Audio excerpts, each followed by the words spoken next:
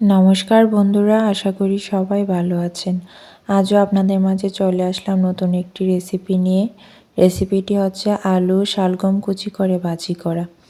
তাই 2টি শালগম আর 4টে আলু কুচি কুচি করে কেটে নিলাম, তারপর ধুয়ে নিলাম। এখন একটি প্যানে শালগম কুচি দিয়ে দিব। এর উপর হালকা একটু লবণ দিয়ে তার মধ্যে আলু কুচি দিয়ে দিব।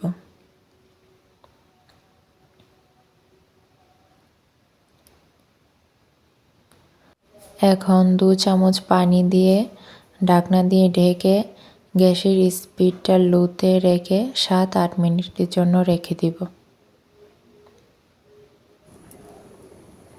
কিছুক্ষণ পর ফিরে আসলাম। দেখুন, যে পানিটুকু দিয়েছিলাম সে পানিটুকু শুকিয়ে গেছে এবং আলু আর শালগম সিদ্ধ হয়ে গেল।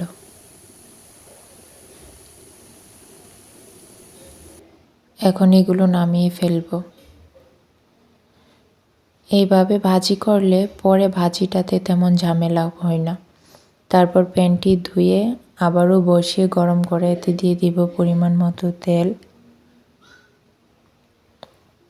দিয়ে দিব পেঁয়াজ কুচি এবং কাঁচা লঙ্কা।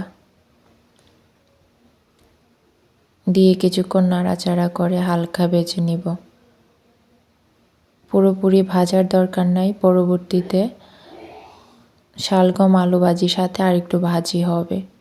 এখন দিয়ে দিব আগে থেকে সিদ্ধ করে রাখা শালগম আর আলু কুচি, দিয়ে পরিমাণ মতো হলুদ আর লবণ দিয়ে নাড়াচাড়া করে দিব। নাড়াচাড়া করে কিছুক্ষণের জন্য রেখে দিব।